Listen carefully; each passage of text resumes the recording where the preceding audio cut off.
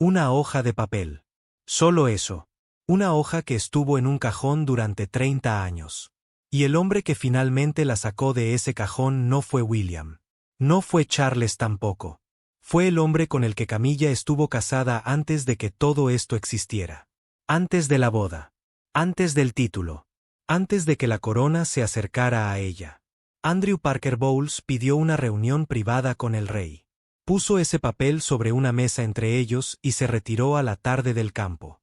6 semanas después, Prince William firmó su nombre en una sola página de administración del hogar. Y a las 9 de la mañana siguiente, el palacio se heló de la manera en que una habitación se hiela de repente, sin que nadie quiera decir en voz alta que había cambiado. Lo que sucedió en las siguientes semanas revelaría algo que nadie en esa institución esperaba. Que una mujer que pasó 50 años luchando su camino hacia adentro de ese edificio terminaría como la única persona dentro de él que tiene que pedir permiso a un hombre más joven antes de poder pasar una mañana siendo ella misma. La primera señal llegó como un memorando. Una página circuló a través del sistema de correspondencia interna.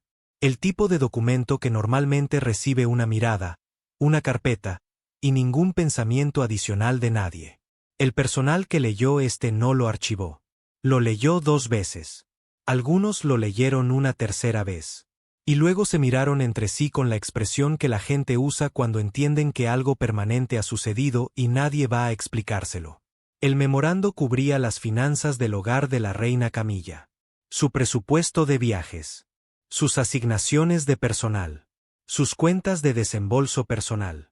Toda la máquina administrativa que permite que la oficina de una reina funcione como oficina en lugar de como una mujer con un diario e intenciones amables.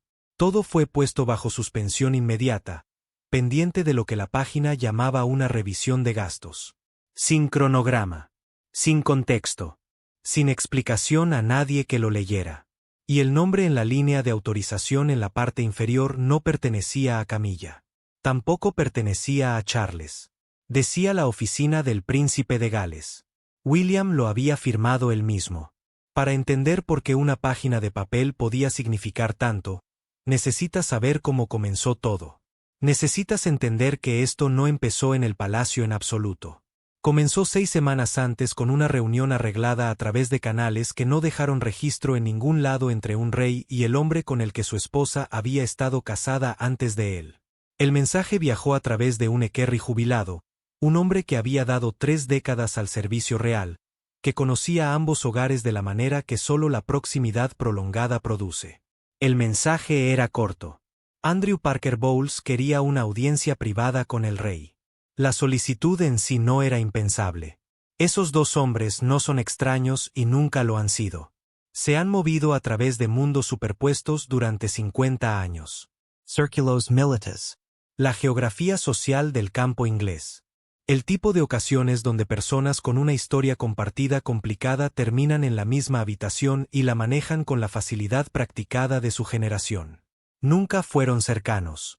Eran el tipo de no cercano que 2 hombres alcanzan cuando cada uno ha hecho su propia paz con una situación que ninguno de ellos eligió. Lo que hizo esta solicitud diferente fue el canal por el que llegó y la condición adjunta. Andrew Parker Bowles pidió específicamente que la reunión no fuera registrada. Ninguna entrada en el diario oficial. Ningún personal en la sala. Ningún registro de la conversación más allá de lo que los 2 eligieran llevar. En un hogar donde casi cada interacción que involucra al rey pasa bajo al menos una capa de documentación, esa condición fue lo suficientemente extraña como para que el equerry que la llevaba hiciera una pausa antes de entregarla. No por falta de voluntad. Por la conciencia de que estaba pasando algo que una vez pasado no podía ser devuelto. Charles aceptó la reunión. Se reunieron en una tarde de miércoles en una dirección privada en el campo. Un lugar sin conexión a la vida oficial de ninguno de los 2 hombres. Una casa que pertenecía al propio equerry jubilado, ofrecida con la generosidad discreta que las viejas redes producen sin que nadie discuta los términos. Andrew Parker Bowles dijo lo que dijo en esa habitación y se quedó entre los 2. Cuando Charles regresó esa noche, algo había cambiado. No hubo voces levantadas. No hubo colapso visible. Ninguna de las señales externas que la gente imagina cuando escucha la palabra crisis. Fue más tranquilo que eso. Un hombre había sido entregado algo que no podía desconocer, y pasó toda la noche sentado con eso solo. Canceló la cena esa noche, una cosa pequeña en su rostro, y cualquiera que recibiera un mensaje corto de su secretario privado no habría leído nada en ello. Pero la gente que conoce sus hábitos te dirá que la comida de la tarde, tomada en privado con un miembro del personal presente, es el único ritmo que protege sin importar lo que el día le haya arrojado. Lo canceló esa noche. A la mañana siguiente, la gente a su alrededor notó la calidad de su compostura. La quietud de un hombre que ha tomado una decisión que no puede retractarse y ahora tiene que llevarla a través de un día completo de compromisos mientras sonríe a extraños. Sus ojos, hizo notar un asistente semanas después, parecían los ojos de alguien que no había dormido y había decidido que dormir ya no era la cuestión. Lo que Andrew Parker Bowles le había mostrado era una página. Una fotocopia en lugar de un original, que llevaba una fecha del periodo justo después de su divorcio de él. Años antes de que alguien pusiera las palabras matrimonio y Charles en la misma oración. Las fechas importan para lo que viene después. Camilla y Andrew Parker Bowles anunciaron el final de su matrimonio en enero de 1995 en una declaración llamándolo un asunto privado. El divorcio se finalizó a principios de 1996. Se casó con Charles en abril de 2005. Ese papel vino de la brecha intermedia. La década cuando nadie la estaba mirando. Cuando no tenía título. Sin protección. Sin posición oficial de ningún tipo. El contenido, que Charles describió más tarde a su asesor más senior en los términos más amplios que pudo manejar, se relacionaba con un arreglo financiero privado que ella había celebrado durante ese periodo. Un acuerdo puesto por escrito que sugería que había usado el conocimiento recogido a través de su proximidad a círculos reales. Conocimiento que no tenía posición de mantener en ese momento como palanca dentro de una negociación que parecía completamente privada en su superficie. Por sí sola, no llevaba ninguna consecuencia legal. Nadie iba a una sala de audiencias sobre una fotocopia de mediados de los 90. Pero en manos de cualquiera con el contexto para entenderlo, esa página contaba una historia sobre el juicio.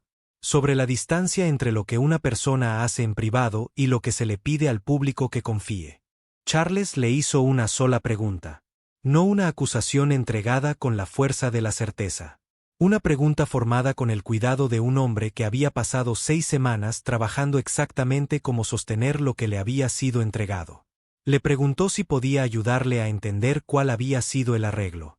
El silencio que siguió duró lo suficiente como para que su duración se convirtiera en su propia respuesta.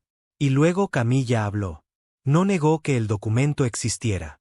No cuestionó si era real. Fue directamente a reformularlo. El arreglo había sido caracterizado erróneamente, dijo. El contexto se había perdido en algún lugar del camino. La cosa en esa página que se veía como palanca era, en su versión, una negociación privada entre dos personas desenganchando una vida compartida complicada. Y el conocimiento que usó no era más privilegiado que nada que dos personas recogen al moverse por las mismas habitaciones durante 20 años. Charles escuchó. No la interrumpió ni una sola vez. Y cuando ella terminó, no respondió a una sola palabra de lo que había dicho. Le preguntó sobre Andrew Parker Bowles en su lugar. Específicamente, le preguntó si entendía por qué Andrew había elegido traer esto adelante ahora después de tantos años de elegir no hacerlo.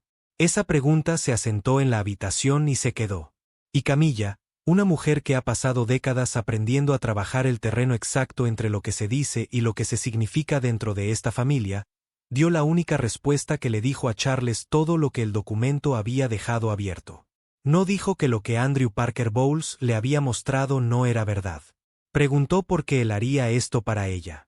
La reunión terminó sin resolución y la ausencia de una resolución era en sí misma la resolución. Dentro de un hogar donde las conversaciones privadas entre miembros de la familia senior rara vez se permiten detenerse sin algún marco acordado, alguna comprensión de los próximos pasos, el marco faltante era una decisión en sí misma. Charles no le dijo que tenía la intención de hacer. No le ofreció ninguna seguridad. Y cuando ella dejó la habitación, no recogió el documento de la mesa, lo que significaba que mientras se iba, Esa página se quedaba exactamente donde él la había puesto. Esperando. Dentro de 48 horas, la Oficina de Revisión Financiera Interna del Palacio recibió nuevas instrucciones. Esas instrucciones no vinieron a través del hogar de Camilla. Saltaron la cadena normal de comunicación que habría dado a su oficina ninguna notificación formal en absoluto. Llegaron a través del secretario privado del rey, dirigidas al guardián de la bolsa del Consejo Privado. El guardián de la bolsa ejecuta el dinero. Tiene responsabilidad general de los asuntos financieros del soberano. Firma las cuentas del hogar y cada junio su oficina publica el informe anual de la concesión soberana que le dice al país cuánto financiamiento público usó esta familia y en qué. La concesión para 2025 a 2026 se sitúa en 132,1 millones. El hombre que recibe este memorando no era un empleado junior. Era el oficial financiero más senior del edificio. El memorando solicitaba, en el lenguaje cuidadoso que las instituciones usan cuando quieren que algo se vea rutinario, una revisión completa de todos los gastos asociados con la oficina de la reina consorte durante los 3 años anteriores. El guardián de la bolsa había ocupado su rol el tiempo suficiente para saber que una solicitud de esa naturaleza llegando a través de ese canal sin discusión previa y sin explicación no era administración rutinaria. Nadie le había dado una agenda para la reunión que siguió. Se presentó, leyó el memorando, e hizo 2 preguntas. La primera cubrió el alcance de la revisión. La segunda cubrió quién más había sido informado. La respuesta a la segunda le dijo todo lo que el memorando había dejado fuera. William había sido incluido. Nadie lo notificó después. Y nadie lo informó como una cortesía al heredero. Se sentó en la conversación que produjo el memorando. Su oficina fue copiada en las instrucciones. Su nombre se sentaba en la cadena de autorización como participante en dirigir el proceso en lugar de observador de él. En 20 años de administración financiera real, ese hombre no podía recordar precedente para el príncipe de Gales ocupando esa posición en un asunto que tocara el hogar de la reina consorte. William es el duque de Cornualles, la propiedad que ha financiado al heredero durante casi 700 años. Y ese título le dio posición dentro de esta institución que sus predecesores nunca tuvieron. Él no es un hombre esperando educadamente en un corredor su turno. Dirige una de las propiedades privadas más grandes del país con su propio equipo legal, su propia oficina financiera, y su propia opinión sobre lo que esta familia puede permitirse que se descubra haciendo. Nadie marcó el cambio con ninguna ceremonia, lo cual es apropiado para cómo esta institución siempre ha manejado sus cambios internos serios. Sin anuncio. Sin reconocimiento. Una redistribución gradual de pequeños detalles que se acumula durante meses en una nueva realidad. Camilla se movió a una residencia de campo fuera de la órbita inmediata del hogar de trabajo. Ninguna comunicación oficial describió la mudanza como nada más que un arreglo personal. La distancia que creó, geográfica e institucional y simbólica a la vez, fue sin nombre. Alguien la estableció y luego todos fueron dejados para entenderla por sí mismos, lo cual hicieron. Sus patronatos la mantuvieron en sus listas. Las organizaciones que había apoyado no recibieron notificación formal de que algo había cambiado. Pero las invitaciones que solían llegar del palacio, coordinando sus apariciones en sus eventos, comenzaron a llegar menos frecuentemente. Luego se detuvieron. El servicio de iglesia llegó 3 días después. Una ocasión de conmemoración nacional en una de las iglesias más antiguas de la ciudad. El tipo de ocasión sentada en la intersección de lo religioso y lo cívico donde la presencia de la familia real no es meramente consuetudinaria sino constitucionalmente ponderada. Los autos llegaron en secuencias separadas. Los fotógrafos notaron eso primero porque la logística de las llegadas reales en ocasiones de este peso nunca son accidentales. Alguien decide quién viaja con quién, en qué vehículo, llegando en qué orden. Charles y Camilla se sentaron en la misma fila porque el protocolo lo requerían. Pero la distancia entre ellos, un espacio que normalmente se cerraría solo mientras la fila se llenaba, se mantuvo abierto. Nadie lo llenó. Ese espacio era visible en cada fotografía de la galería de prensa. Visible en las grabaciones de la cámara agrupada. Y al día siguiente en la portada de 4 periódicos nacionales sin subtítulo requerido. William se sentó con Catherine varias filas adelante y no miró atrás ni una sola vez durante el servicio. Mantuvo su atención en el altar con la quietud de un hombre que ha decidido que lo más poderoso disponible para él en una sala como esa es